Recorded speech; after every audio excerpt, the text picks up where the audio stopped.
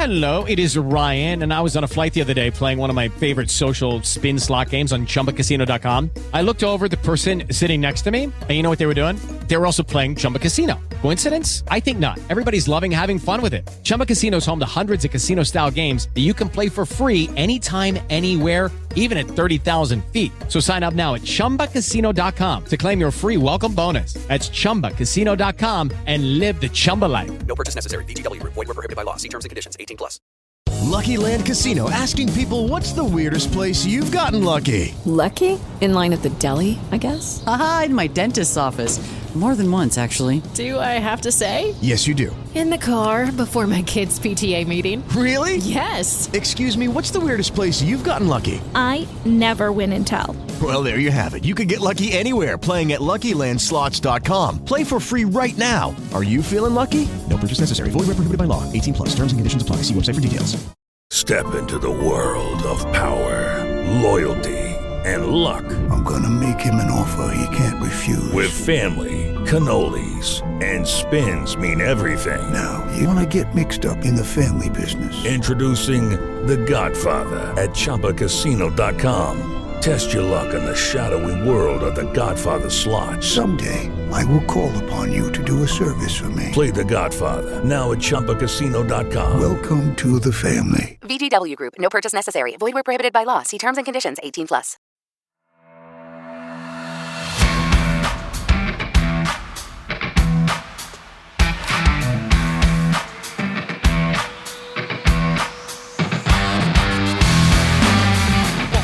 Wrap Podcast, the place to catch up on all the regional and national rugby in Wales.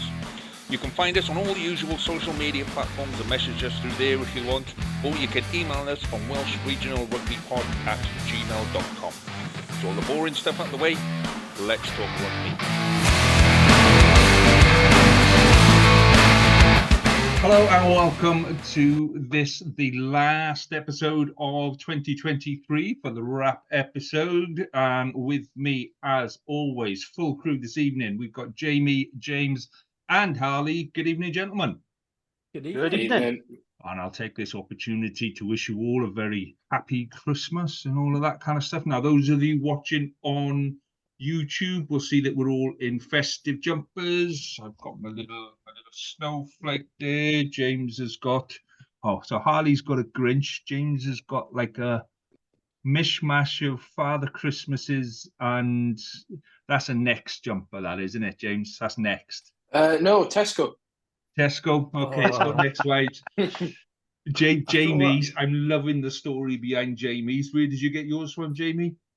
So this is a Nutella Christmas jumper, and I won it through a Tesco promotion.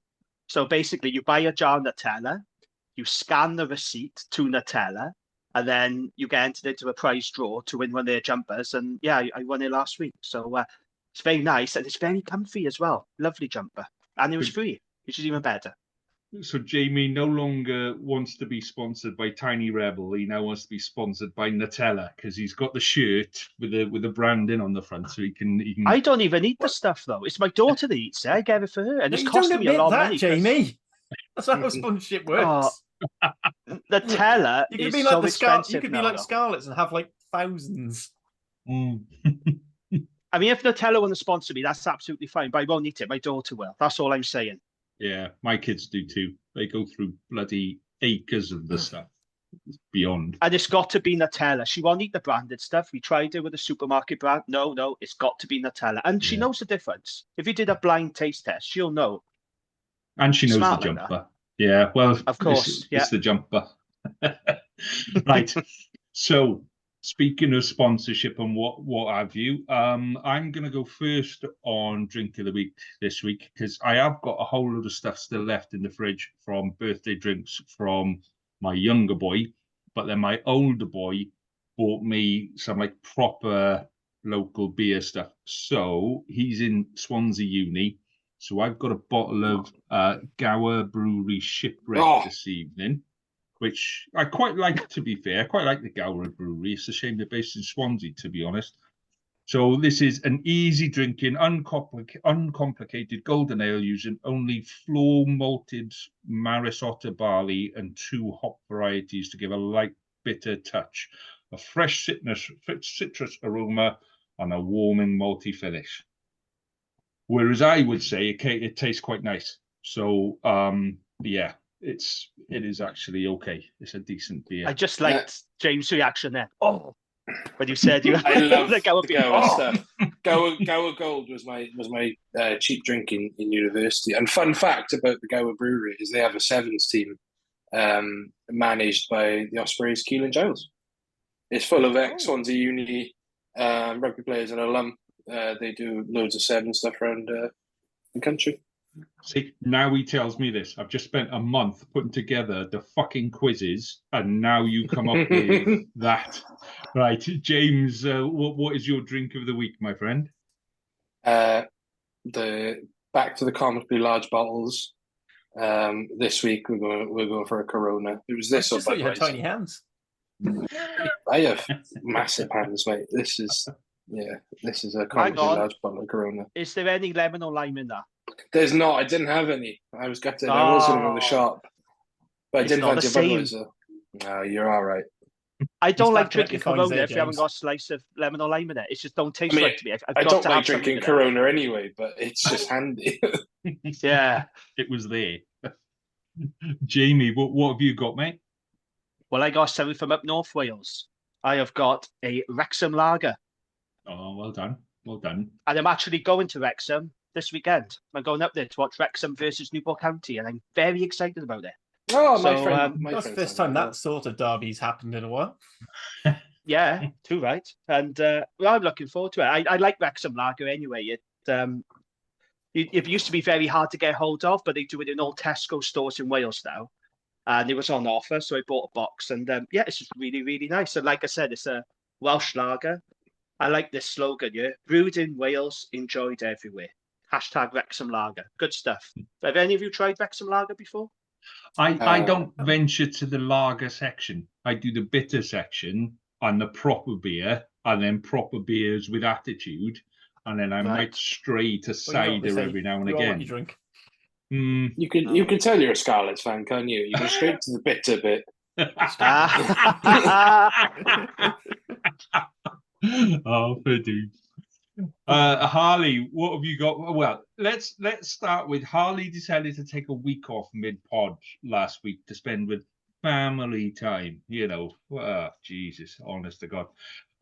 So Harley's not doing his baby sham fine, and Harley gave us an option of which of his ridiculous drinks he should be fined with this week. And so, what have you been fined with, Harley?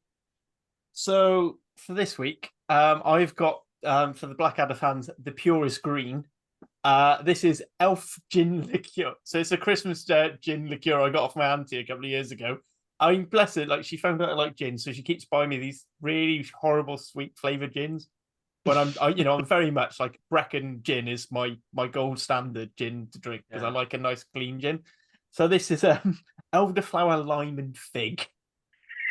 So it's 20%. It's a liqueur, so in theory it's drinkable. So I've got a little bit in my glass to try to just see what it is, and then some tonic to wash it. Some tonic and some Thatcher's Rascal to wash it away because we had a sip before we came on air and it was not great. It's the face that does it for me, Harley. It doesn't look nice. I have drunk some foul things in foul ways, and that just the pure sweetness plus the floral is unbelievably bad. And you need to stop trying to find us with baby sham. No one under the age of 68 drinks baby sham or knows where to buy it. It's just you, Lee. You have to ask for it. You have to. I think the last time I bought it as a joke to give it to a mate, and we happened to see it on the shelf, and we went, "Oh my God, they still make baby sham." So we bought a little pack of 4, and we took it round to a mate's house, and we gave it to him as a joke. I can't even remember what the joke was, and then we kind of like all shared it out. So there we go. Then we'll all have a bottle each. Oh my fucking Lord, it was awful. It was awful. So that's why baby sham is a fine, because it is a about the worst drink I think I've ever tasted. I said I can send this round everyone's houses and they can have that. No, you're all right. You're all right, as mate. it's worth. No, don't bother. Stick You're to fine. the I beer. think even James, as a fellow gin drinker's turning his head at that one.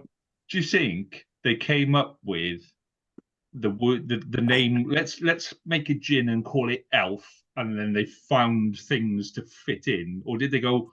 Do you know what? It's We've got definitely worked backwards. elderflower. Yeah. Also, for anyone who is a bit of an aficionado with their whiskies, I am sorry, I am using whiskey stones to keep it cool because we never have frozen ice. Well, they were sold as gin stones, but yeah, and I think it's melting the gin stones. They're definitely Coming out looking the a bit bottom of the round. glass. It's looking radioactive. Right. It's worse than when you drink Monster Energy and it turns your piss green. Like it's sort of that sort of colour. Okay, Yeah, so to wash it down, I do have a very nice medium dry cider. I think we found the level for this evening's show, gents. It's quite low. Let's be honest. Right. Like the Scarlet's attacking ability. Oh, we aren't there yet. Right, Jamie, take us through. There's actually been, seeing as we're mid-season, there's actually been a fair bit of news this week. So, what have you got for us this week, my friend? Oh, shall we start with the checkbook Charlies in the capital? Let's go there first. So, Cardiff have confirmed their takeover is set to be completed after Helford Capital Limited acquired a majority shareholding in the club. So contracts have been exchanged with the investment group that's being spearheaded by British businessmen Phil Kemp and Neil Griffith. A general meeting is going to be called. Apparently, it's going to be sometime in January to approve the transaction. Cardiff Athletic Club are retaining a minority interest as well. The Cardiff head coach, Matt Sherrod, I was looking at his comments and he said something quite interesting. So he said, it means the club is on stable ground. It's not going to be a Chelsea football situation, and we are not going to be signing Anton Dupont, which is going to disappoint a lot of Cardiff fans, I know. But we want to build foundations. So, yeah, it all looks like it's going to go ahead. It's been given the all clear by the WRU. So, yeah, Harley, you get the first word on this then. Good news. You must be happy with that. Yeah, I mean, it's nice that it's come out. I mean, the timing was a bit weird because it was released basically immediately after the Bath game. Yeah. I don't know. I mean, maybe they were hoping for a win and it'd be this huge celebration, but I mean, it still works out quite well. In the statement, they said the focuses are going to be on development and ensuring the facilities for the pathway, and I think that's the right way to spend it. I don't think just buying in players is going to necessarily solve our problems. I think, to make the club more sustainable, we do need the facilities. It seems that they've got Cardiff Athletic Club's blessing, which maybe might lead to the long-term lease required for redevelopment at the ground, which again is something that we need to generate revenue. There's a lot of plans that it's sort of like a business conference in having some conference facilities. So that'll, overall good news. One guy's been involved with Cardiff since a nipper. The other guy's sort of been a fan for a while, so it's not like some random Middle Eastern sheikh like everyone was worried about. That's at least at least a positive. I don't feel like I've been completely sport washed. It's only slightly less blood money. It's not really a lot to say until after the AGM and we see what happens. So the priority is going to be the priority is going to be the lease, because I did read an article with Sean Barry and he's interviewing these guys and he said the first priority is to renegotiate a brand new lease for Cardiff Athletic Club. So don't worry about trying to sign any Tom, Dick and Harry. Get that bloody sorted first, because that's the most important thing, isn't it? I think again it's the wrong way to go anyway. I think, and most of the people I talk to involved with CF10 and really the fans, as much as we'd love to sign a World Barbarian side, what we want is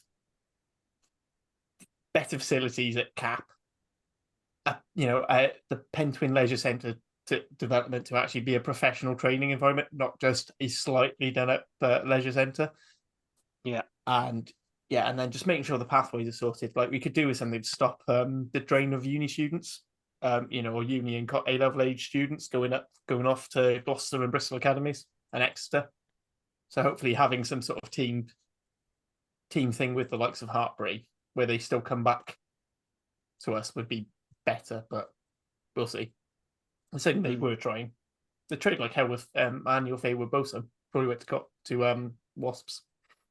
That pissed me off, the Emmanuel Faye-Bosa thing, because Cardiff University, if you had this partnership with Cardiff Rugby, wouldn't have this problem. The fact that he had to go to Birmingham, to Aston University, to get let in, and then obviously was based down in Coventry with Wasps, is fucking ridiculous.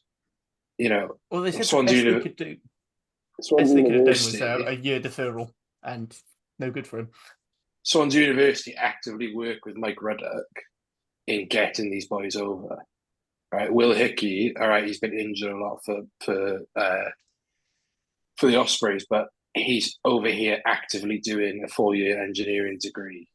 Max Nagy was here. You know, these boys are working with, and me and Lee have spoken about this multiple times before, but the Scarlets have used it, but not to its full effect. The fact that Cardiff, the capital city, which has access to, let's face it, 3 universities, because you've got 2 of which USW. are Bucks, one of which is like a world class. 2 of which is Bucks, yeah, and then but the other one then is renowned for stuff like sports coaching and things like that in USW. The fact that they're not using it is criminal. Is really criminal. And 100% agree that, but I think from what I've heard behind the scenes of the Emmanuel Faye-Bosa thing, it's basically because Cardiff were trying everything they could to get him in, and they just went. Cardiff just went. He doesn't meet our criteria. He's just that 1 or 2 below. He can defer it. He can come in next year, maybe, but this year, because again, remember, Cardiff is an incredibly highly thought of medical school, believe it or not. Because a lot of students want to go there because they still do cadaver. Yeah, they Cardiff still want to medical school. A friend of mine's son got into Cardiff Medical School with 4 A's, and he still had to sit an additional test and go for an interview. So you still have to. There is a test you have to do anyway. It's called the MK-CAT. I ended up doing it because stupid. I had a brief moment where I thought I wanted to be a doctor, and then I went, "Hang on, I could be a doctor without having to deal with people." Great. But yeah, with the Emmanuel Faye-Bosa, basically that was actually a bit more of the Cardiff University end. Cardiff Rugby actually were trying their hardest to keep hold of him, but there was just pressure from Emmanuel Faye-Bosa's family. The thing I found weird was when Wasp went under, he went to Exeter. We thought, it's like, well, now you're going really far. Like you could have stayed at Cardiff and gone, but they've probably offered a sweeter deal. My question was going to be, where does the money actually come from then? Are they guaranteeing that none of it was this rumored Middle East consortium that was going to put a whole load of money in there and create a whole load of issues with financing? Do we know where the money's coming from yet? I mean, no more than you do from any of these big conglomerates. The only difference is with some of them is that we've got proper faces to the names. So you've got Phil and Neil, very trusty pair of names. That okay, so we don't actually know where the money's from. I mean, I don't know. It's an investment firm. It's going to be. It is probably going to be in oil. It's going to be in pharmaceuticals. It's going to be. All I saw is it's somehow the Ospreys' fault because Y11 are faceless, despite the fact that Y11 is run by a bloke from Swansea. And there was a former Welsh hockey player. This is run by a guy from Cardiff. I mean, I'm not having a go at Y11. I'm just saying they presented this not as the consortium. They presented this as Phil and Neil. Certain Cardiff personalities. I know the ones. They are not. They are not the ones. They are not the ones. They are not the rational people I tend to talk to. Just to say before we move on, I'm looking at that article now that Sean Barry wrote, and I think if you want more information, you should read it. So he's saying the new owners will look to leverage additional finance via their global business interests and networks, particularly in the Middle East. So the money will be coming from the Middle East, according to that article. Let's be honest, but of course it is. Yeah. I mean, let's be fair. It's hard not to. But it is still one of the biggest businesses in the world because so much of everything we do is oil, is basically. Okay. Owen Robbins Not going a to be single thing in fuming. this. Right, let's move on quick. Yes, Jamie, moving on. Let's do something else, man. Yeah. Right, so big news coming out of the Wales camp then. So contact area coach Jonathan Thomas has left the Wales coaching team. He's seeking new and different opportunities after his contract has reached its natural end. So that was the first bit of news. And then guess who's back? Back again. Howler's back. That's right, Rob Howley. He's returning to the Wales coaching staff after a 4-year absence. So Howley, who of course was banned from the game in December 2019 for betting breaches, has been appointed as a technical coach.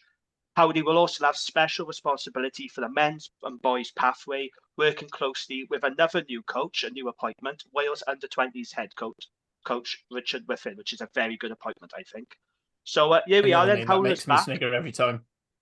Whiffen, yeah, it's a funny one, isn't it? Whiffen. How do we feel about Howley coming back, though? Whiffen was a pile of shit for us. He's regarded as a good coach. Are you though. sure it's not the coach and the players? Because every coach seems to be fucking shit with you. Back in those days, our forwards used to give the ball to the backs and go, here's a load of space to run into. And the only teams we could beat were fucking Cardiff and the Ospreys. He just fucked up everything. But he's highly regarded, though, in the game. You speak to people, he is highly regarded. He's but highly then, thought of. So was Howley. And Howley was a bag of shit at Canada. So as Kingsley Jones is doing now, is that something to do with Howley? That's no, Kingsley but Jones if he was that living. good, if he was that good, then he would have been able to do something in Canada. You can take a bunch of players. If you're a decent enough coach, you can take a bunch of players and you can do something with them. Not degrade them out of the top 10 and then lucky that they're still in the top 20 in the world. I think it's a negative step. Myself personally, I think it's a negative step. And the bit that pisses me off with Howley, people keep going back to that day when, we beat England 30 points to 6. Yeah, England were piss poor that day. We got lucky, 30 points to 3. Yeah, so we got lucky. We were playing okay, but the rest of that season we were dog shit. Yeah, Howley's got this idea that you have to keep hold of the ball 90 seconds before you do anything with it at all. Yeah, you cannot pass the ball more than twice for 90 seconds because that's how he plays the game. And you go, seriously, we're a nation that was built and created on fast running, open, expansive, creative play. But we're going to not give it to anyone else other than the forwards for 90 seconds. 90 seconds in rugby is a fucking long time. So right. It's a negative step. Am I the only one then on this podcast that thinks Howley coming back is a good thing for Welsh rugby? No, I think it is. I think it is. I think. Why is it a good thing then, James? Just a bit of familiarity, a bit of it's a bit like Gatlin coming back in. It's familiar. Is it long term growing the game? Absolutely not. I think the fact that he's come in and they've made a big deal about him working with Richard Whiffen is a better thing than Howley just coming back in and sitting with his old cans of diet. He used to drink Diet Coke, was it? He used to always have like cans of Diet Coke and something like that. But no, I think you look back on that 2013 season where he was head coach, it was a really mixed bag. That was that anomaly game, that 30-3. We played some turgid stuff in that game, apart from 2 moments of brilliance from Tipuric and to Cuthbert, and we were a gnarly and tough team to break down. And obviously the foundations there were laid by Gatland. But then I actually go back to that game in France in 2013, where we went out to Paris and we were tough. We played the percentages really well. I think he comes back in and he just gives us that sense of familiarity and going back to what we're good at. Because let's be fair, he got sacked on the eve of the World Cup in 2019, right? Does anyone really think that Stephen Jones made any sort of impact during that World Cup? He didn't. That was all Howley, and they were just using what Howley was, and it worked. And Richard Whitton, I think, is a really interesting one. He was the attack coach at the Highlanders. And if you are, I know Lee doesn't like him because Scarlets plays for shit for him. If we're, like Lee said, we're a nation built on fast running rugby into space, surely that's where you want someone who is coaching down in Super Rugby as an attack coach. Let's not forget who else was the ex-under-20s coach who was down in New Zealand as an attack coach, Mark Jones. And the under-20s defence? Fine. It's fine. The under-20, but what I'm saying is the under-20s last year with Dan Edwards 10 and the likes of that were playing some really expansive stuff. So there's that continuity building as well, and having Howley in his ear, I think, is only going to strengthen that. Howley. I'm gonna get another comment about how I'm far too political and on the fence with these things, but I want to wait until see things happen, because you can call an appointment. You don't know it seems when you sign a new player. They could be absolutely fantastic or they could be utter dog shit until they're actually playing, until we see the results of this. I think the key thing for me is his specific remit is a link between the under-20s and suggesting this development, which I think is something a lot of us can agree hasn't really happened. You either get players who just get plucked out and they're thrown in, or they just fall by the wayside. We can all probably name one, we might be able to name one player who was great in the under-20s, got pulled up, got discarded, and then, probably even more who basically they played really well in the 20s and then never really broke through in the region, went somewhere else, and that was the end of it. But the under-20s... So I think that's... The under-20s, right? They all train in the same place, same facility, same coaches, all of that kind of stuff with the seniors. The senior managers, train... their offices are in the same building where the under-20s are training. When they get bored, they stand out on the balcony and watch the under-20s, the under-18s, the under-16s or whatever, training indoors, They've got all the stuff from the under-20s and all the stuff from the under-18s. That's all in the system.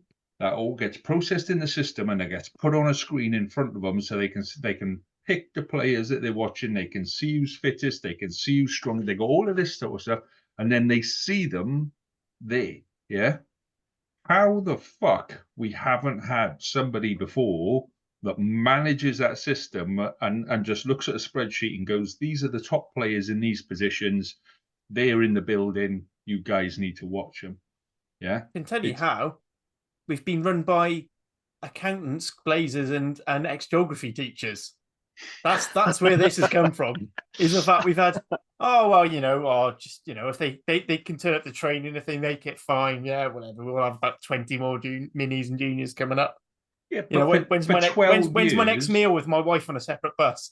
For 12 years, Gatland had absolutely everything that he wanted. He literally needed to go, I want this, and it was done. You can't turn around now and say that. You say that, but it's shame because he wanted an 8-team elite premiership, and what happened was we ended up with 16 teams because the clubs rebelled. Because any major structural change like that had to be ratified. Yeah, but this isn't major structural change. This is. But it is. It is because it's a big senior appointment, and Gatland also had a golden generation. Gatland never needed to call. Developed. Gatland never needed to call on the under-20s because there was a golden generation and a drip feed enough of coming through. All right, let's just think. Right. Ian Goff's retiring. Don't worry, we've got Jake Ball coming in. No, Bradley Davis is still around, but we're gonna put him on the back burner. Adam Beard's gonna come in.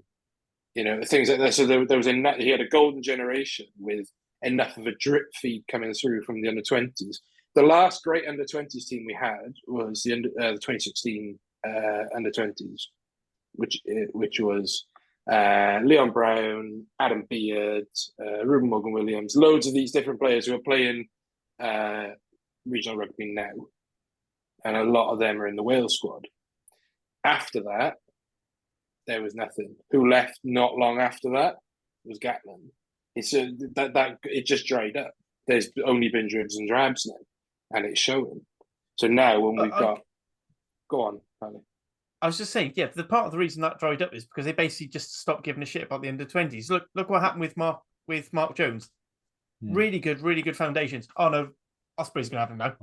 It's like the under-20s was just a holding pen for people to go up the chain. It's not. They weren't actually thinking of it as like if you look, we're not going to be anything like Leinster. I mean, the whole of Wales maybe just about could do it, but like no region could do it. But like, you've got to work so many levels, and actually being a coach at St. Michael's College or the Sub Academy is still a big fucking deal, because they've got people there who are specialists at developing young players. Not every coach is going to be a mastermind of a Champions Cup winning team, or you might have some coaches who are really good at working out how to get that player from a all right AIL player to someone who you can stick on the bench.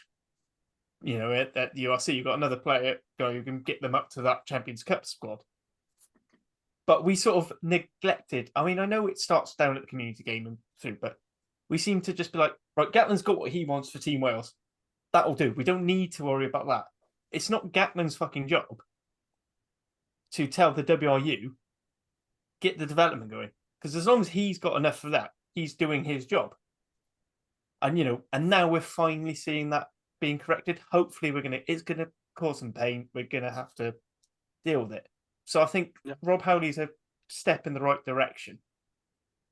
But we're going to need a year or two to see if it's working. There's no point just saying, oh, he's a shit fucking attack coach. Well, he's not the attack coach. It doesn't matter. What we need to know is he good enough at identifying talent and pulling it through? And we can't see what he was like at Canada as an example, because they saw their players about 5 minutes on a Zoom call, because that's just how Kingsley Jones ran it. And, as an assistant, you're only, at the end of the day, your head coach has the final say. And Rugby Canada seem absolutely adamant they're just going to try and run it into the ground. Okay, let's move on. Before we go on a wrap, there's no point blaming one person when basically the whole system's been shit for years. Howley's still shit. Let's move on. What's next, Jim? He's not shit at all. Right, let's move on then. Disappointing news as well last week, unfortunately. So Samson Lee has been forced to retire, aged just 31, following a long-standing Achilles injury. Now, he did play for Llandovery, didn't he, in the Welsh Premiership back in May, but he hasn't played for the Scarlets since suffering the injury. Samson played 164 matches for the Scarlets across 12 seasons, and he went on to win 45 caps for Wales, playing in the 2015 World Cup, and was a member of the Grand Slam winning side of 2019. So unsurprising news, but still pretty disappointing to see a young person, retire through injury. I've always said, and I've said on this pod before, when fit, he was Wales' best scrummaging tight head, and it's a real shame this for me. Yeah, I think I'm surprised that he's only 31. I genuinely, because he's been around for, like you say, over 10 years, and he came through really young.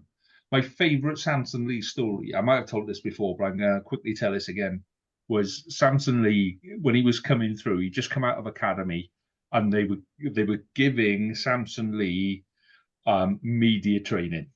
Yeah. So they said, right, so, when they ask you this, it's basically how to say nothing and all this kind of, whatever you do, don't swear, but, you've just got to try and be courteous to the opposition and compliment the opposition. And but, your boys did well. Stick with those. Those are the kind of the rules, and off you go. But whatever you do, don't swear. Yeah, okay, yeah. So he won a man of the match, his second or third game. And BBC come to him and they go, so Samson, man of the match, how was today? Oh, it's fucking amazing it was. He actually said that. Apparently, yeah. He didn't use it. And all the media team are like, oh, fuck. So he was never allowed to do any interviews after that. He was always blacklisted off interviews and stuff. But yeah, I guess it's one of those things we always said, an Achilles injury is hard to recover from when you're a prop, because the whole point of the prop is you're connecting the top up with the floor and all of that pressure going through that Achilles. So yeah, gutted, but not unforeseen. Not unforeseen. So yeah. No. Okay, and then let's move on to the last story, and then last bit of news. So 2 weeks ago, Leon Brown was linked with a move to Bristol. That's what the rugby paper was reporting. And on the weekend just gone now, they're saying that Aaron Wainwright could be the next Dragon to be leaving Wales. So he's been linked with a move to Bristol or Leicester. Both clubs have spoken to him. Wainwright does have 46 caps, I believe, so he'll be fine to play for Wales if he did move over the bridge. I would be absolutely gutted if Wainwright left the Dragons, because he is my favourite Dragons player. That would be a huge blow for the Dragons and for Welsh rugby. But there's another piece of information in this report that I find equally worrying. So they're saying that internationals, a lot of them, they're only being offered deals of between 60k and 80k in Wales. And they're looking for starting props at 100k and 130k. So, if we're only offering between 60k and 80k, it's going to be very difficult to convince these boys to stay in Wales when they can get double that over the bridge, can't they? So, worrying news for me. Like I said, I love Aaron to bits. I would completely understand if he did move, to Bristol or Leicester. They're both great clubs. The Premiership's a good league. But I'd find it pretty upsetting if he did. But we'll have to keep an eye on that one. But Leicester definitely have an opening at 8. So it's not surprising they call him. Let's not can forget. I just make one point though about the international wages? They're saying like 60 to 80k. Like you're probably going to get offered double that if you're an international standard, like to be in like the second or third choice in an English or French team. The money you'd get from Wales wouldn't even cover that loss. Like, it's not like England where they get 25 grand an appearance. Yeah, but they're changing the England setup now. Yeah. But I mean, so the point, even then, you're not going to get a huge amount. Even then, you're not going to get that money from Wales. And it's like, is actually playing for Wales worth it? The England setup now is 130k over a year, and your image rights are capped at, I believe, about 23 grand. So it's still a lot of money. In terms of Aaron, it's a real. I think Leicester would be the perfect club for him. Him, Tommy Raffel, he's got Andrew Lienenberg in there. Proper gnarly forwards orientated club. My only worry is going to England is. This is more with Bristol, the financial sustainability of that league. Yeah, that was going to be my point, James. Yeah, is everyone who's going to England now, I'm like, yes. And let's be fair, clubs like Leicester and Bristol are probably safe. Yeah, they're not going anywhere. Leicester not so much. Bristol, as long as they've got and Bath, it's as long as they've got their madman billionaires. But Bristol is 100-odd million in debt or something like that. Yeah, without that backing, they're gone. It's a weird one, like when Cardiff were in debt to Peter Thomas. Yeah, and there's no chance of them ever calling up on the debt. That's the thing, because it's all owned to. Is it Stuart Lansdowne who for Bristol? I can't remember. Or was he the Bath guy? I used to live in Bristol. Whoever owns Bristol, he basically he owes himself money. Yeah, but is how it works out because of the way they have to inject money into the club. But you look at how many English clubs have gone bust. Exeter have been rumours around. They're in trouble. Newcastle. A couple of the others, Newcastle, Sale. There's all the rumours around all these. Bristol's in a massive amount of debt. I used to live in Bristol. I used to work in Bristol. Used to live just outside Bristol. The last time they were in financial trouble when this guy came in, and they got relegated, and when they were Bristol Rhinos, I think it was. So nothing's impossible.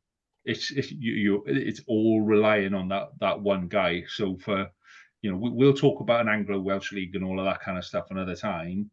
But when it suits English rugby, an Anglo-Welsh or an Anglo-Irish league will be back on the table, and that point is not too far away because English rugby is suffering from French rugby. Yeah, and so I make no bones about it. If Wainwright goes, if any of the others go, then yeah, that's the way it is. You just got to live with it. You've got to move on, but don't be under any illusion that English rugby's in this mad, fantastic, amazing place, because it really, really isn't. It really, really isn't. Yeah, I had supporters saying, "Oh, it'd be good for Leicester. It'd be good for Bristol." Like, fuck off! I don't want him to leave. I don't care if he's a good fit for your club. I want him in my club. He's a brilliant player. But like I said, if he leaves, tell Dave, fair play Dave to give him shares. Give him shares in the Dragons. Leicester were in for Justin Tipuric a few years ago, and I was genuinely ready to chain myself to the gates of Llandarcy just to keep him there. I was like, you fucking dare take him off me. Like, we've all got players like that. Those gates are rusted, mate. You could have just popped them off on the corner. But the gates aren't doing anything. You can walk around the fucking gates. Like, the gates are useless. You can walk around them. Yeah. Like, they're not connected to anything. Exactly. They're just a pair of gates with a gap on the side. I was going to say some guys from Port Talbot and nick them. Yeah. Right. Have we got anything else in the news desk, Jim? Unless you want to go, there's something that's just come up about a potential to make the Six Nations a Category A sporting event. So there's a bill in the Commons about so it's not gone through yet. It's just an MP brought it up. I haven't got all the details, but it's something I remember reading was on break this afternoon. And so they're looking at making it so that you have to play at least any game involving one of the 4 home nations on free-to-air TV, which I do think is a good idea. I think we do need to accept that a lot of stuff's going to have to go to pay-per-view, but as long as we can keep some free-to-air, I think Six Nations is probably the right competition for that. I agree. Yeah, absolutely. Okay, I think that's it then for the news. Yeah. Cool. Oof. It's the time of year when a lot of contract negotiations happen and all that kind of stuff. So news is going to be like that for the next couple of weeks, except for the fact that the next couple of weeks is we're going to be off. We're not going to be here and all that kind of stuff. We're going to have a break for Christmas, which is quite nice, to be honest, because last year was an absolute nightmare trying to arrange various people at various times over Christmas and being half cut and all of that kind of stuff. So we're gonna have a little bit of time off over Christmas, and then we'll come back in the new year and we'll catch up with all the news desk in the new year. And I'm willing to bet that there'll be about 10, 12 different people that have been talking with English. And it's talking. So that's the agent's job. Can I find my player a better deal? And as we've seen before, sometimes they do, sometimes they stay where they are. So that's all it is. It's that time of year when stuff happens. Okay, we're going to have a little bit of a wander down last weekend. And let's be absolute bang up front with this. It's not going to be a long wander. It's going to be a 2-minute game review, because what's gone is gone. What's done is done. And we move on. And you can't bring yourself to talk any longer about Scarlets. I haven't had enough alcohol and it's not strong enough. And fuck me, if I necked a bottle of vodka now, I think I'd be about right. No, I'm not. I wouldn't wish that on anyone, Harley, mate. That stuff that looks lethal. So it's only 20%. It's just really foul. I can imagine. Fig, elderflower and fig. And anyway. I'm not going to be constipated tomorrow. That's all I know. Right, let's go in chronological order then. So I'll go first, okay, with Scarlett's performance on Friday night, and we knew this was going to be a tough one, but the disappointing bit was the manner of the performance. You know, I'd live now with, I'd be quite happy with somebody putting a bit of effort in, and it just didn't seem like it. And I think that's the disappointing thing from a Scarlet's point of view, was the effort and the attitude that was on display. And it's not been the first time this season that I've said that. You know, it's not the first time that I've said about, have we got the right attitude to go and actually try and take these teams on? You know, it was basically a Georgian national side minus a couple of stars, but it was, you know, they're a decent team. You know, they pushed Gloucester close the week before. I think they'll push a lot of teams quite close this year, but we were just dog shit on Friday. And, you know, a lot of the chat since has been, Dwayne Peel, the coaching team, all of this kind of stuff, which we'll cover a lot more in the Scarlet's pod, Scarlet's Fever pod, which we share the links to and all of that. So if it is your particular kettle of fish about do we keep Dwayne Peel or not, my personal view is it's hard to get rid of him right now. I think probably at the end of the season, most coaches sign a contract. They'll sign a 5-year contract and there'll be a 3-year break. This is the end of his 3rd season. So at the end of your 3rd season, there's usually a contract negotiation where if you're not complete horse shit, you just carry on. But if you are, then you're out. And so I think we wait till the end of the season. And purely from a financial point of view, if you sack him now, who takes over? Any one of the 3 guys that got brought in at the start of the season, Albert van der Berg, has found the reverse gear for the forwards pretty fucking quick. I know it's difficult finding, bringing 3 new coaches in and going, right, okay, let's get everybody gelled, let's get everybody move forward, let's go. But bare minimum, you want your team to kind of maintain the level that you were at last season, and we haven't. We've gone backwards. So, I'm not saying Dwayne Peel's definitely going to go. I think some of the other coaching team are going to go. But if you listen to the Scarlet's pod after this, our opinion is that there's stuff happening inside that club that has been going downhill for, internally that club's been going downhill for a while, and we need to put a stop to it. So if I just share, a little bit of our experience as a pod, so the Scarlet's pod is 12 months older than everyone else, okay? And the Scarlet's pod has been consistently banging on the door of the Scarlets. I had contacts inside the Scarlets, Martin had contact inside the Scarlets, and we give it, we'll do this for you, we'll do that for you, we'll send you this, we'll send you that, we'll send you, recordings of player interviews, and you can put that on there and all that kind of stuff. Fuck all happens. We then get warnings as soon as we start criticizing what's happening. Well, we're not going to work with you now because you're slagging off the club. Nobody from the club will interact with us. We're now getting warnings from the club's official photographer for using photographs. We're promoting the Scarlets, we're sharing Scarlets. Oh, well, no, that you're using our photographs without permission and all of this kind of stuff. It's completely the wrong way round. When we started I started all the other groups. I started all the other pods. I started the Ospreys pod, and as much as that killed me, we inside a week, James, we had the Ospreys director messaging us, can I come on the pod? Can I talk directly to friends? You messaged the media team last week, James, inside an hour. Inside an hour, bang, message back. Great, let's have a coffee. We did the same with Cardiff. When we started Cardiff, we said, right, okay, let's message Cardiff. Let's just let them know, bang. Within an hour, let's have a coffee. Let's see what we can do. Jamie, you've interviewed, former Dragons players, this, that, and the other. We've been told flatly at the Scarlets, we're not allowed to approach any current players or any former players that are still associated with the club. And that's silly, isn't it? That's really silly, that is. We're there, we're trying to connect with supporters, we're trying to bring people in with a connection in between like the local game, the community game, and we've got Scarlet telling us, don't do that. So, quite naturally I go, right, fine, fuck you, we're going to do what we want. So, what are you going to do? You're not going to interact with us, or no? But that shouldn't be the way the club interacts with any supporter, any supporter at all.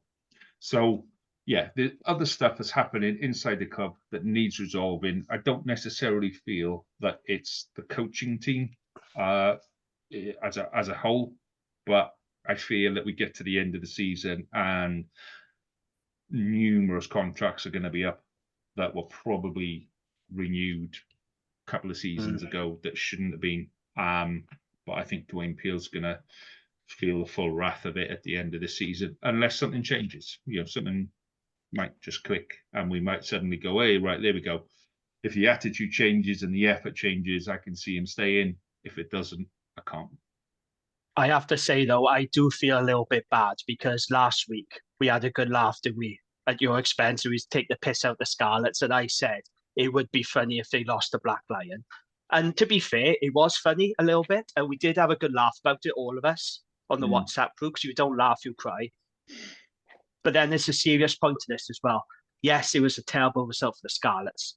This was not a good result for Welsh rugby either, and it does make you wonder with the budget cuts coming in. And I'm not saying they lost to the Black Line because of budgets, but it does make you wonder with the further cuts coming down the line, seeing us lose, to teams like that could be the norm. And that's my big concern. So yes, on the one hand, we had a bit of a laugh about it, but on the other hand, this was not a good night for Welsh rugby. And that game, you go back and watch at the start of the game, Scots got off to a great start. I mean, the Black Lion were giving away penalties left, right, and centre. They had no functioning line-out whatsoever. They had a yellow card. Scarlets score from 15. You're thinking, Scarlets are going to win this comfortably. Yeah. They didn't score a single point after that. Yeah. And that's just 75 unacceptable. minutes. 75 That's minutes unacceptable. I know. It's not Absolutely like unacceptable. They didn't have opportunities at goal and things like that. They just chose to go to corner, even though their line-out's been awful. Yeah, things like that. But it's clear that something's not right there, is there? Something's not right in the Scarlets. And the one name that keeps cropping up all the time is John Daniels. Yeah. That's the one name the supporters keep on saying is John Daniels. Not so much Dwayne Peel now, but they're looking at the hierarchy and the running of the club because something is clearly not right there. Yep. I think a big problem goes back to the reason why... But I said at the start of the season, I said, we need to find a way to get used to be back into the Scarlets. And for me, that's where you bring somebody in with international class who knows what they're doing. He knows the Scarlets. He knows the Scarlets way. He's got an international credibility. He wants to come home.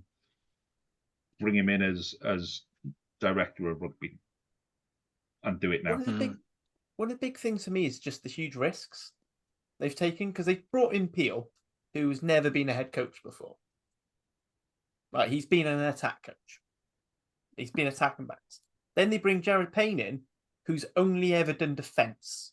But the reason he left Ulster is because he wants to be an attack. He wants to be an attack coach. And bear in mind, everyone at Ulster wants Payne back because their defence has gone to shit because he was such a good defence coach. And actually, if you look at their attacking shape, it looks more like a defensive line.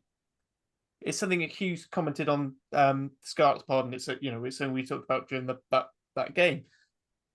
They run a flat line. They don't run a shape. And all right, that will occasionally pick the odd lazy defender hole, but when it doesn't work, it just ends up looking shit, and you're hoping for an individual moment of brilliance. Like I said, that's the stuff we'll talk about. The best Scarlets have looked under Peel is when Lee Blackett was there as an advisor. So you had a senior coach who was sort of helping things on, and I think losing all that experience has fucked them over. But that's the stuff we'll talk about on the Scarlets pod. Yeah. So if anyone wants to join in with us and have a fun Christmas, then that's the way to start it. So can I say something very quickly? You probably are like a Scarlets away shirt because you spent half the fucking pod plugging the Scarlets Fever. Yeah. Fuck it. But that's it. No, we're gonna. I don't want to spend too long on it on here because we're already an hour in. So we've barely done half. He doesn't want to talk about it. He wants to move on. It's understandable. No, we've spoken about it on Scarlet's Fever before that there are issues that need to be solved. Anyway, Dragons Dragons versus Francois. Francois. I was running it through my head. Palwas. And then as soon as I went, Francois, what a dick. Anyway, how was your game, Jane? Yeah, so Po 21 Po 24 Dragons 21. Late gasp heartbreak, unfortunately. Just to say I didn't see this game because it was being streamed, it was behind the paywall. I know you did. You won't tell me how you watched it though, so it's obviously through dodgy ways. But that's absolutely fine because you can probably give me more information than what I can give then. So Dragons made 9 changes for this game, which later became 10 because Bradley Roberts pulls out. So this is a much changed Dragons team, replaced by James Benjamin, who actually took his try really, really well, in fairness, fended the Dragons pod, showed great gas. So the first thing to say is, with all those changes, this was very encouraging that we pushed a team who have been unbeaten at home right to the very end. That's encouraging for me. So there's that. And this was a team that's containing youngsters such as Ewan Rosser, Brodie Coughlin, Luke Yendall, Ryan Woodman, and George Young. So, that's the encouraging thing. In terms of the game itself, I mean, I was pleased with the effort, but the tries the Dragons conceded were very soft, I have to say. Like I said, I've only seen 2.5-minute highlights. Very soft tries. And I was reading Dave Flanagan's comments after the game, and he said, our errors are through the roof. For the 3 tries that we conceded, we're in control of all 3, and we need to be better. Now, lads, how many times have I said on you and on the Dragons pod about the errors? And they don't seem to be learning lessons today. Every single game, there's a high error count. And at what point are the players going to learn? Because that try, I don't know if you've seen the highlights, they concede a try just before half time, which is never a good time to concede a try. Paul overthrow a line out. And I think it's Harry Keddy. Was it James Harry Keddy? It looks like Harry Keddy. It's hard to see. Dragons overthrow the line out to Harry. Oh, was it? I thought it was Keddy. Oh, no, okay. So Dragons overthrow the line out to Harry Keddy to try and generate gain lines so they can clear their lines, and then they fuck it up. Yeah. So all he has to do is to hold on to the ball, and then they can clear their lines. And then for some weird reason, he just decides to fling a wild pass. It's gathered by Poe, and the number 8 goes over and scores. I mean, it's just dumb shit like that lets the Dragons down, and it's just really frustrating that every single week I'm having to talk about errors and individual errors, and lessons don't seem to be learned. But it's just really disappointing. Again, on the plus side, it was good to see the likes of Kai Evans returning, who had a very good game, I understand. Great to see Gonzalo Bertrand back. Tane Basham was back as well. Rodrigo Martinez as well. It's good to see him back. That's going to improve our scrum with a bit of luck. Reading a match report, Luke Yendall comes out in this game very well. So he comes on to replace Chris Coleman, and he wins a really good scrum penalty. His defence was good. And I've been saying for a little while now that Luke Yendall should be above Chris Coleman in the pecking order because he can actually scrummage. He's only young, but he's a really good talent. And I think that Dave Flanagan needs to be giving Luke Yendall a lot more opportunities than he's been given it. But no, disappointing result. It's horrible to lose in the last minute. It's gutting. But they are in a very good position in their pool. So they're third. They're on 6 points. They got Zebra up next in Europe. If they win that, they're more or less through. So it's not all doom and gloom. And the mantra in Europe is always you win your home games, you take bonus points on the road. Dragons have done that. So we are in a good position. But I do feel like it was an opportunity blown as well. So it's mixed feelings for me. But great effort. But just disappointing to lose in that manner, isn't it? When you concede in the 80+ minute, it's a tough one to take. So pros and cons, and for me about that, mixed feelings really. So talking about sides that lose in the last couple of minutes, let's talk to the experts. So Harley, how did Cardiff get on? I think we can be overly positive when you think about the player of the match was earning the same amount as the entire Cardiff backline.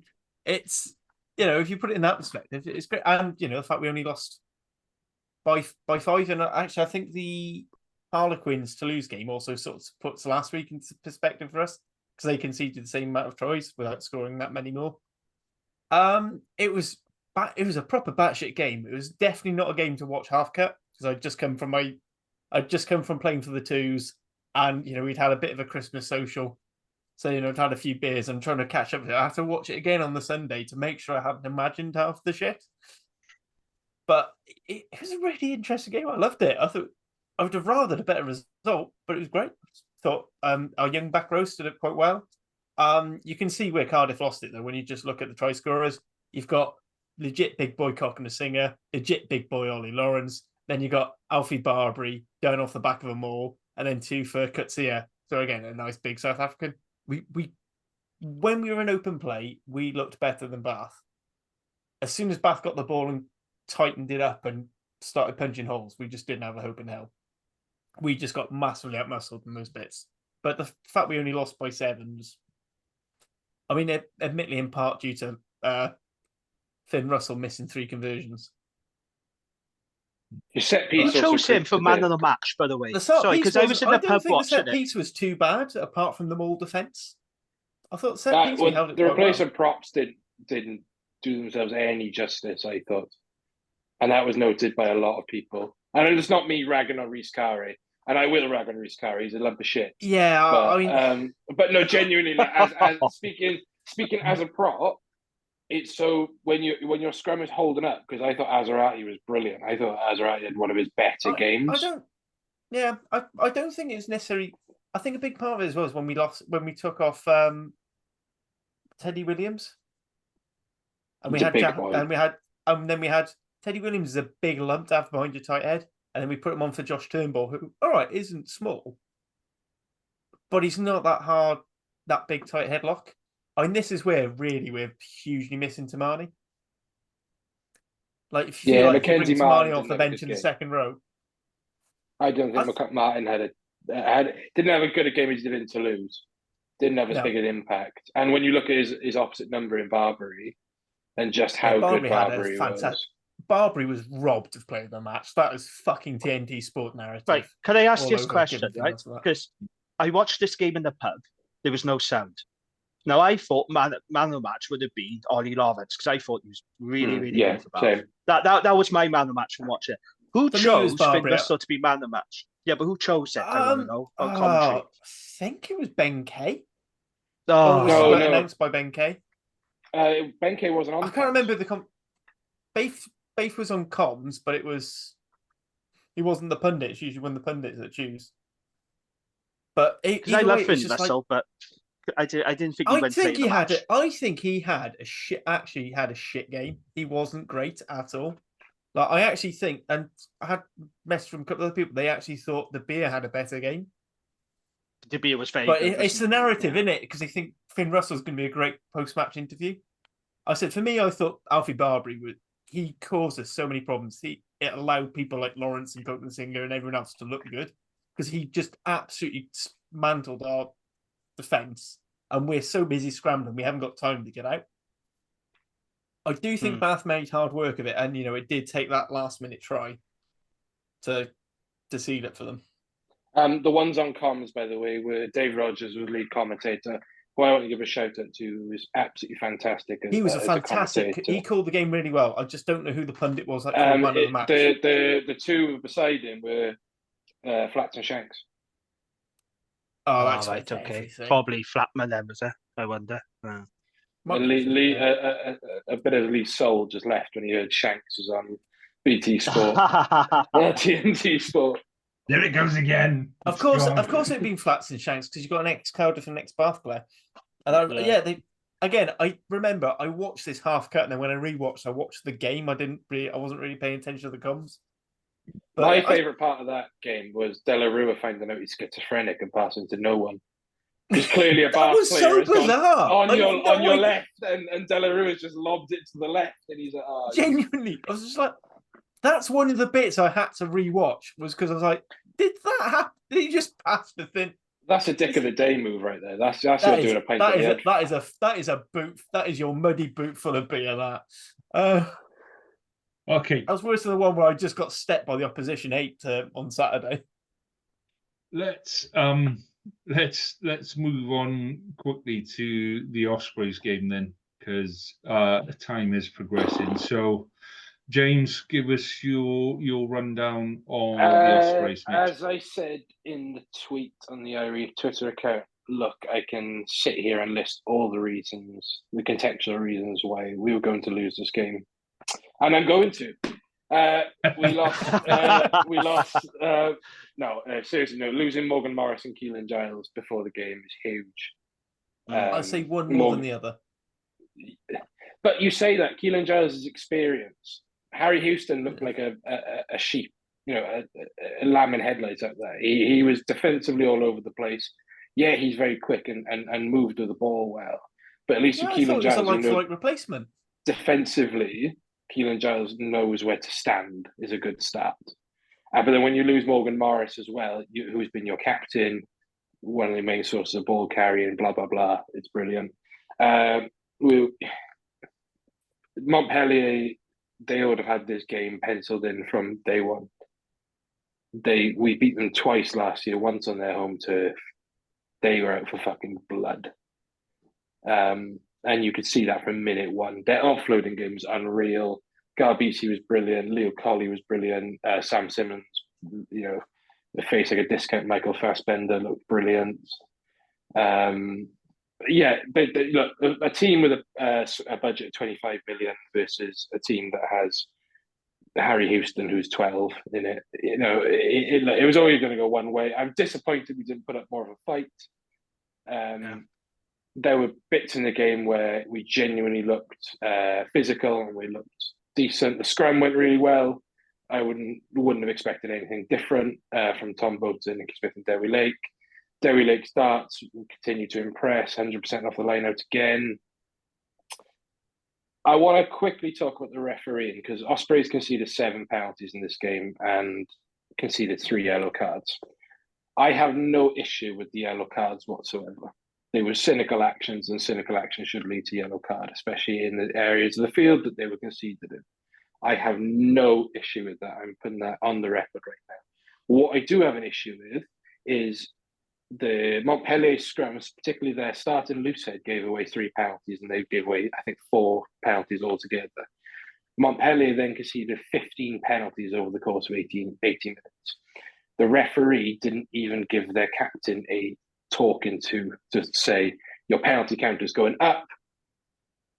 This is where I'm at. The next one could be a card. Some Scottish fella. I don't know his name. I don't think he. I was going to say, Scottish very fella. familiar to a Scottish. I don't even think recently. he had. I don't even think he had that bad of a game. Like, he got the big calls right. It's just the fact that when a team concedes 15 penalties, even at the shit level I play at, if my team concedes 15 penalties, someone's at least getting fucking talking to. No least the front row. Like, if I concede 3 penalties in a game, I'm getting a talking to and maybe a yellow card. I know that's you'd have liked the ref we had on Saturday. He was just pinging everything and then just forgot how many penalties he'd given away. We were averaging a penalty every 9 seconds. This is what I mean. You just want consistency from it.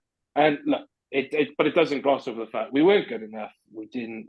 We should have taken the points more often. All fair dues to Montpellier. They were brilliant. I think they're dark horses for this competition. What another thing? Your attacking breakdown was woeful. That was look, we weren't physical enough. And we know this. I think we just weren't physical enough, and that's the bottom line. And it's weird to say about an Ospreys pack and an Ospreys whether we weren't physical enough.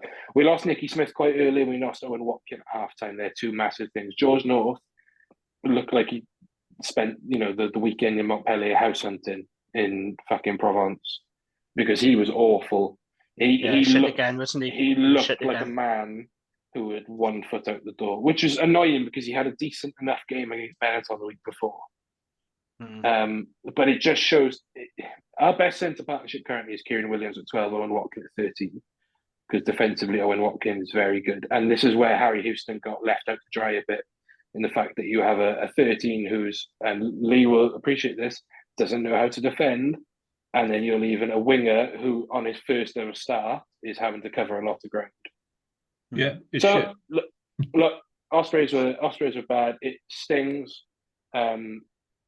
We're just thankful that Scarlets lost on Friday, so we weren't the laughing stock of the weekend.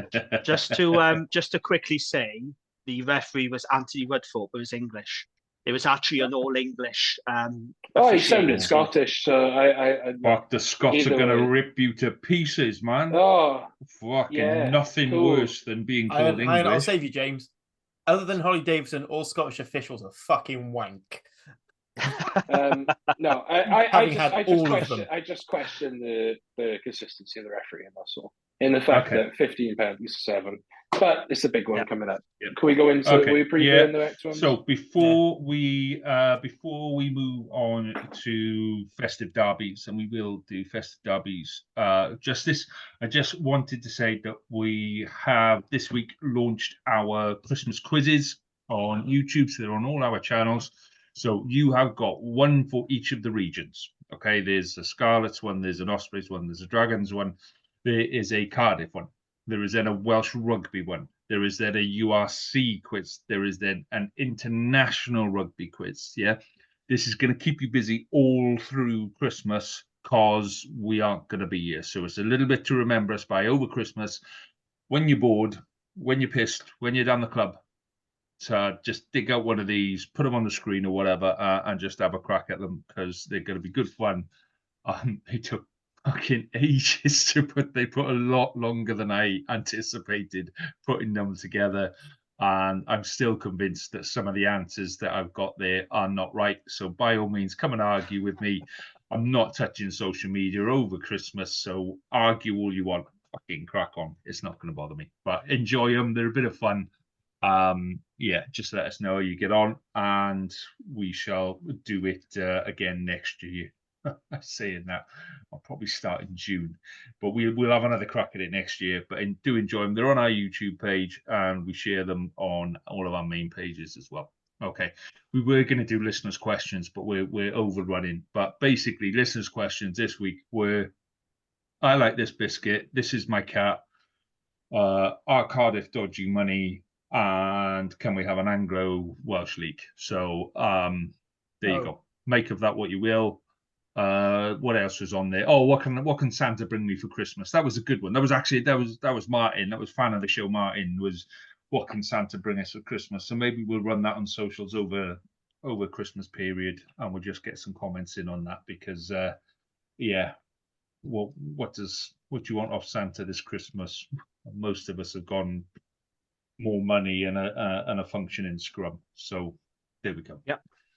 So let's start with, we're, like I said, we're not going to be here next week.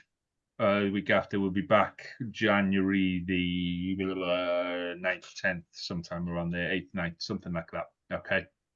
So we're going to do the Boxing Day games and the New Year's Day games in one go. So we're just going to preview one game each, and it'll be whichever the home game we've got over the period is. So first up, first game on Boxing Day is Cardiff versus the Dragons at Cardiff Arms Park, which means Harley, it is over to you, my friend. Give us the rundown on I'm going to shoot out the only positive, and that is it's almost sold out completely.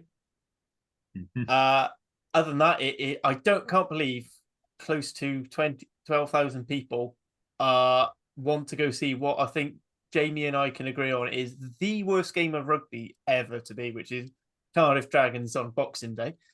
I don't know who's fit left alive from the Dragons after their exploits, hopefully enough to make it a decent game. Cardiff are probably going to win, which means they're going to lose now because I've predicted they'll win, and that's always what happens. It's not going to be great. It never is. It just, I hate it. I hate playing the Dragons because we never should deserve to win, and we somehow do. And then I feel really bad for the Dragons because they should have won that game.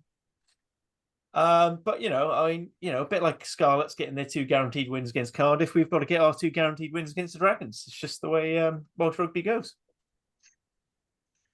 Okay, we'll do predictions right at the very end, but yeah, okay, fair enough.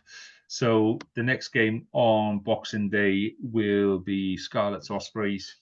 So who knows what Scarlets team is going to turn up?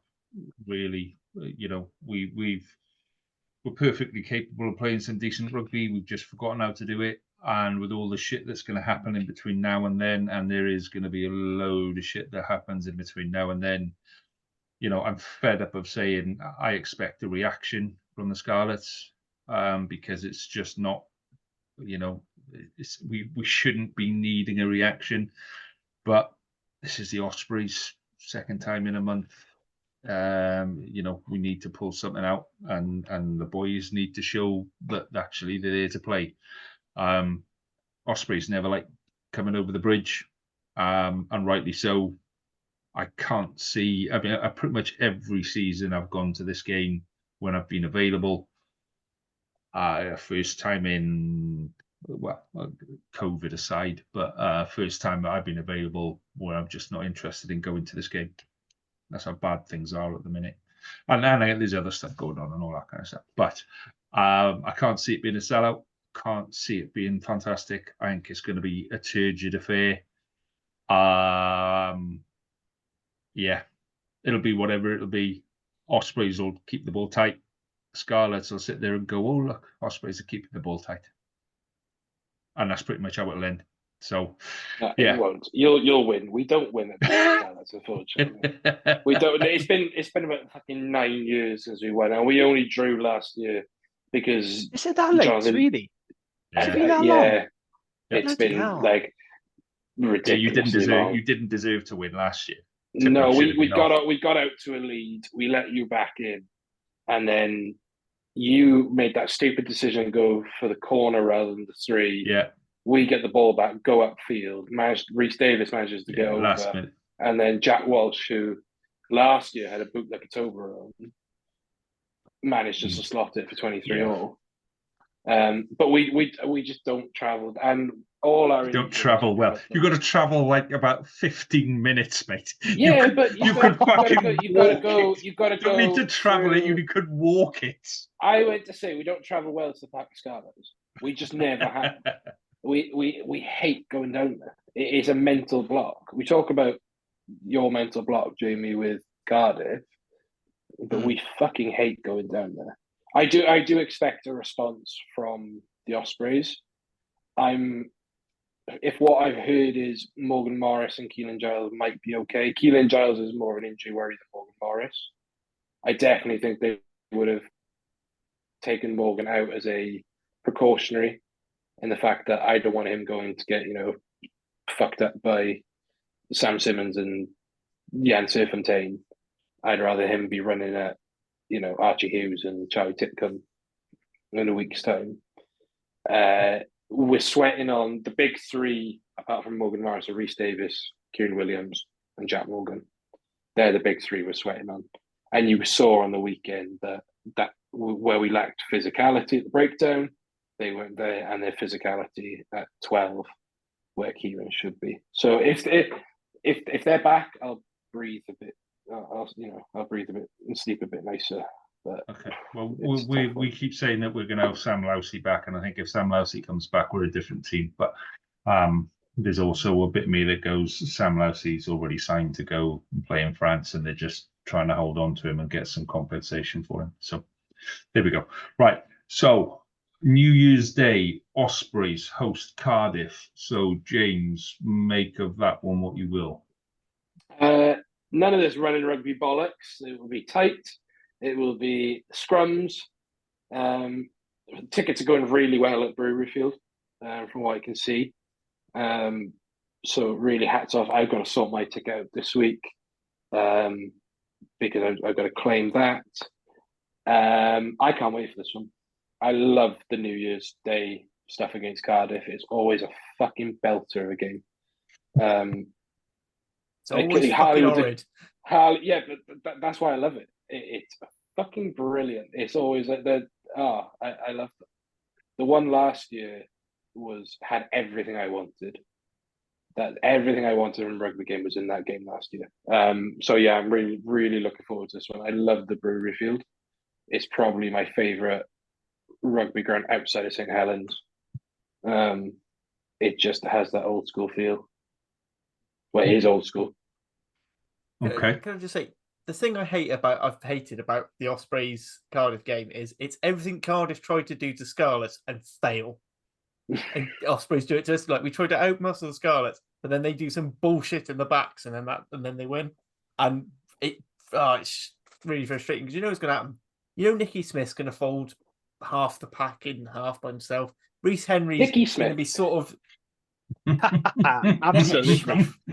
and then Reece Henry's going to come on and he's just going to sing Elvis whilst bulldozing everyone and doing a perfect 50-22. You know, every player in Cardiff is going to forget how to catch a ball again. It's inevitable. I hate it. I really hate it. The big positive is at least we don't have to go to fucking Swansea.com because it is a fucking ball ache to get to. It's depressing as hell to look into. What? It's been and a it ball ache sounds to like a get to. It's morgue. one train, you silly fucker. It's one train and you can walk there. It's literally it's an a echo train chamber. where you literally have to go through Port Talbot, and that is an ordeal people shouldn't have to deal with. Apart from Scarlets fans going from Pontcanna to Park Scarlets. Anyway, right, Jamie, a little bit of fun for you before you preview Dragons and Scarlets. You remember last year's New Year's Day game? I think it was like the second week of January, might have been actually, where Dragons played Scarlets. Yes, I was there. Ross Moriarty and Callum Mahoney. So last weekend, Brive played Van in France. Moriarty is number 8 for Brive. Callum Mahoney was number 8 for Van. So, yeah, I haven't seen the highlights of that game yet, but yeah. So, Dragons and Scarlets, mate, what do you make of it? I miss Moriarty. Okay, Dragons v Scarlets. It'll be interesting to see how these two teams go into this game. You know, are they going to come into this game on the back of wins or defeats? Let's just assume the Dragons will lose to Cardiff because they always do. If Scarlets somehow beat Ospreys, they come to Ronnie Parade in great spirits then. And I feel like we're scrapping it out with the Scarlets to avoid being bottom. You know, and I said to you in the WhatsApp group, even though Dragons are bottom, the results don't lie, the table doesn't lie. We are where we are because we haven't been good enough. I still feel we're a better team than the Scarlets right now. I feel like we've got more green shoots, and I feel that once we get all our injured players back, I think we're going to be a lot more competitive. But I am looking forward to this game. Ticket sales are going well. Are you going to be there, Lee? Will I see you at all? No? No, mate. Don't fancy making the trip down here in the car then, do you? No, I get scared when I get to Pont Abram, mate. I look at the price of petrol and I go, I'm not going any further. I turn around. No, I will be in London then for my wife's birthday. So, yeah. Oh, that's fair enough. But always good games between Dragons and Scarlets. I always feel like when we play the Ospreys at Rodney Parade, I always feel like we can beat them. Even though we've got no right to, even though they are much stronger on paper than the Dragons, I always feel like we can turn the Ospreys over. We normally do. And I feel the same about the Scarlets. I just feel that when we play the Scarlets, for me, that's a winnable game. And I think this is definitely a winnable game, whatever happens at the Arms Park. So I think we got to target the set piece, which I know is a strange thing to say because Dragons have not got a strong scrum, but I feel Scarlet's tight five is really weak and is vulnerable. So, it'll be a good day, good occasion. And I'm looking forward to it immensely. It should be a good day out. Okay, right. So finally then, before I say goodbye and all of that kind of stuff, we're going to go through predictions for festive period. Yeah.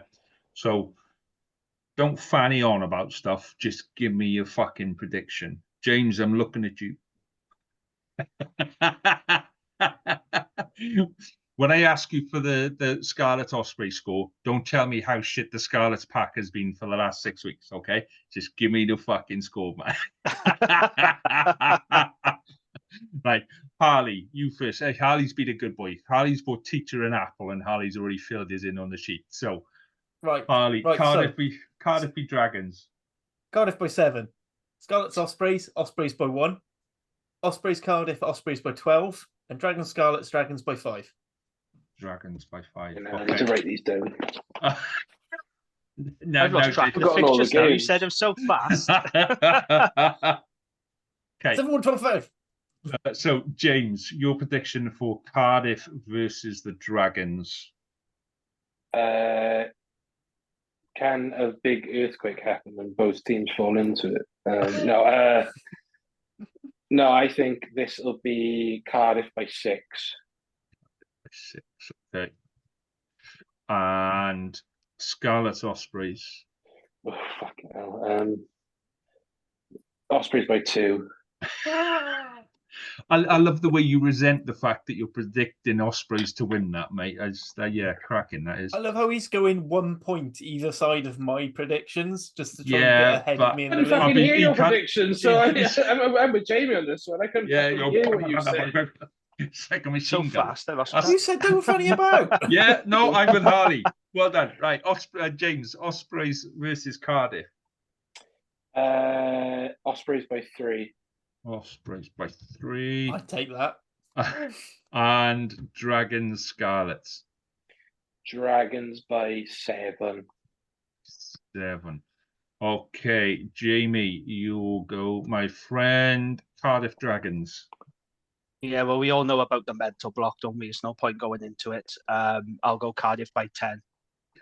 10. Oof. Okay, Scarlets Ospreys. I just can't see Scarlets winning this. I don't think they've got the front 5 to compete with the Ospreys, so I'm going to go Ospreys by 8. 8. Okay. Ospreys Cardiff. It's in Bridgend, isn't it? Yeah, Bridgend. I'm going to go Ospreys by 4. I think it's going to be an entertaining game, but I think Ospreys are just edge it. Okay, and Dragons Scarlets. Yeah, I'm back in Dragons. I'm going to say Dragons by 6 on that one. 6. Oof. Okay, so I've got to move across the screen now. That's going to push me out. So Cardiff v Dragons. I'm going to go Dragons by 1. Just to be different. Fuck it, I'm going to throw caution to the wind there. Dragons by 1. Scarlets Ospreys. Scarlets by 1. Thank you. Ospreys Cardiff. Cardiff by 1. It's a theme developing, yeah. Is that the closest you can come to predicting an Ospreys win? Yeah, and Dragons Scarlets. Scarlets by 1. Dragons May by as well. 1. Dragons by 1. just to Norris, he thinks it's going to be a battering. Yeah, I'm thinking of the league table. I am, boys. I'm thinking of the league table. It's a marathon and all of that kind of stuff. So, just quickly then, in 3 or 4 words. So, I want you to sum up the first half of the season for your relative region. So after every game, we do a 3-word thought. So, give me your 3-word thoughts on the first half of the season so far. So, I'll go first, just because and mine will be bag of shit. That would sum up my Scarlet season so far, which doesn't say much for Cardiff, I'll be honest, Harley. So Harley, you're next. Your 3-word thoughts on the first half of your season. Better than expected. Better than expected. Okay, Jamie. Mine is quite simply too many errors. See, Jamie thought about it. Jamie gave consideration there. James, your 3-word thoughts on the first half of the season. Please, no more.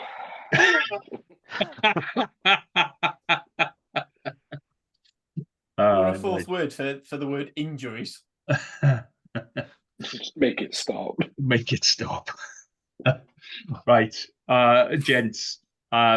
So before we finish, it's a quick reminder that quizzes are on our YouTube channel and all that kind of stuff. Please do them because they are a bit of fun. And at some point we will all do them and publish our scores, and that'll be quite embarrassing. I can't do it obviously because I've written them. So yeah, but it'll be quite good. So I just wanted to take a couple of seconds from myself and just say a couple of words to finish this year off with. So yeah, in the summer I went through quite a bit of shit and had various parts of my insides removed and all of this kind of stuff. And the last couple of weeks, when you go into Christmas, like I had my birthday and Christmas and all that kind of stuff, and people start coming out of the woodwork and you haven't seen you for a while and all of this, that and the other, but they've all kind of known what's been going on. And it occurred to me that so many of my friends are, well, virtually the entirety of my friends, or 1 or 2, are from the rugby family. So yeah, I was out last Saturday and I was talking with a friend who happened to have gone through something similar to myself. He'd been in hospital 12 months ago, and he'd had a different kind of cancer, and he'd had that removed. And I've now got another friend who's in hospital with exactly the same symptoms that I had, sharing the same photos that I had, with tubes coming out of all sorts of places and having all of those kind of things. So, yeah. And it occurred to me how strong the rugby family is. If it hadn't have been for, obviously, there's my friends, there's my family. My family put up with all sorts of stuff and got me through it.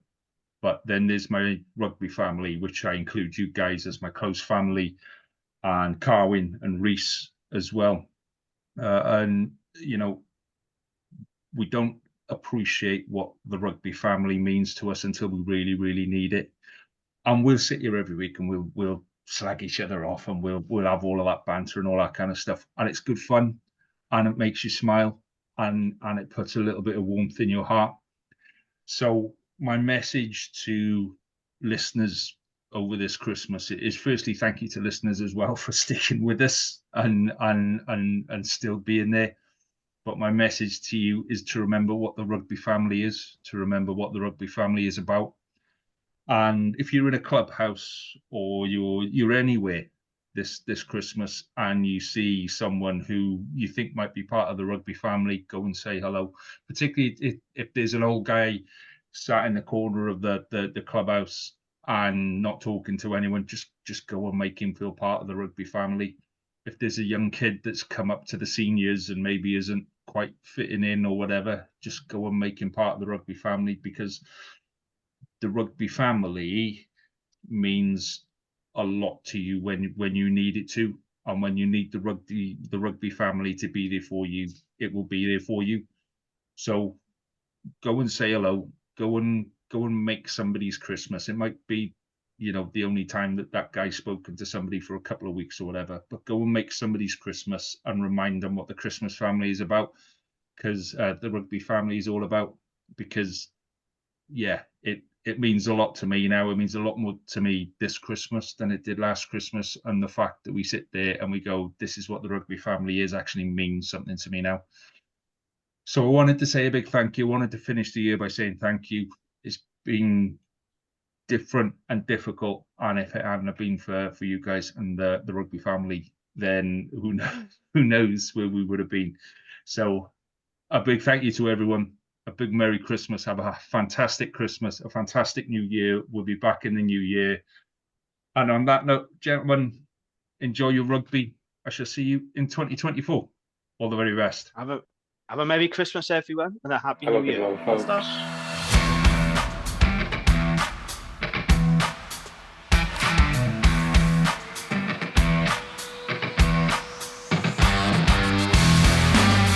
Thank you for listening to the Wrap Podcast. We hope you enjoyed listening as much as we enjoyed recording it. Please do rate us and tell your friends, as it really helps us to grow and get better. We'll be back next week with more of the same, and until then, enjoy your rugby.